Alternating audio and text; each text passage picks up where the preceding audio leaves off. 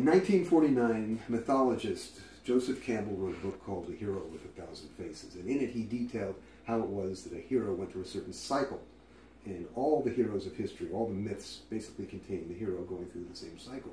He goes on an adventure, he encounters a decisive crisis, he wins the victory in the crisis, and he comes home transformed. And basically everybody is the hero in their own myth. And this is my myth, and I'll tell you how it's gone so far. I had an ideal childhood, you could say. I lived in this beautiful small town in Long Island, New York, and it was a beautiful place by the sea with oceans and marshes and suburban bliss, basically. My father was a developer. He built houses and buildings and owned an architectural firm in New York. But there came a moment in this wonderful life that I realized about the age of 13 that I would have to leave this beautiful place, and really had to put myself through some training appropriate for that. I went to, or sent myself to Hurricane Island Outward Bound School in the junior year of high school, and very rigorous outdoor marine program, which blasted me out of the complacencies of my very settled home life.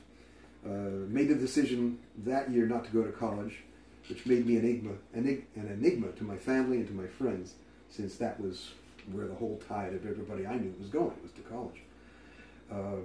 I made a half-hearted effort to enroll, but nothing became of that. Upon graduating high school, I sailed across the Atlantic in a sailboat, ended up in Spain, traveled to Portugal and France, took a bicycle across Europe, came back across the ocean, backpacked across the United States, ended up in California. And from there, that's where I started to build my life. That was the beginning of 30 years of various projects and crazy stuff that ended me up, well, as a staff member at Boeing, an engineer at Boeing. Without an engineering degree, I trained under a guy who apprenticed me, became a system integration engineer, and at that time was married, which is a whole story in itself, but right around that time I hit the abyss, which is the 6 o'clock position on the cycle of the hero, where he ends up completely in the soup under the water, which was me. My marriage had fallen apart, which was in about the most painful way possible. I had no idea where to go or what to do, and it was just a walking disaster for quite a few years.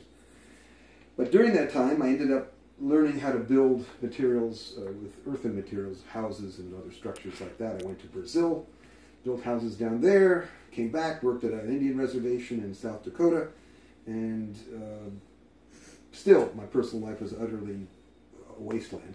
And because of a fluke, a chance project, moved to Tennessee, met your mother, my future wife, and after all these years later, I am now returning to school, the drafting and design program, pre-engineering. Irony in all this is that my father had earlier offered me his whole company, and I wasn't ready for it, and of course turned it down.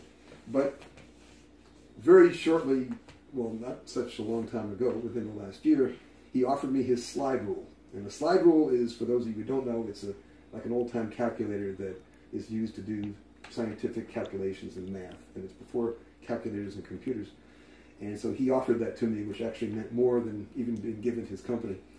And so I can tell you that while I did grow up in the ideal location, Shangri-La is the name, from the story, but you wouldn't know that.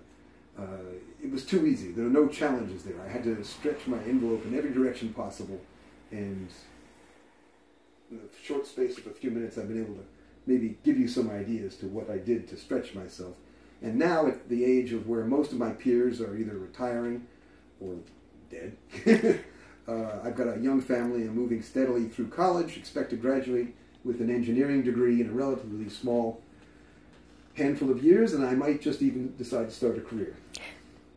And in many ways, I've lived my life backwards. 20 years from now, I would say that I probably will just continue my return, which is the upward cycle in the hero, the cycle of the hero where he returns to himself. And I can promise you that all those years from now, I'll be looking back and be seeing nothing but the future. Thank you. That was very good. Very good. I enjoyed that.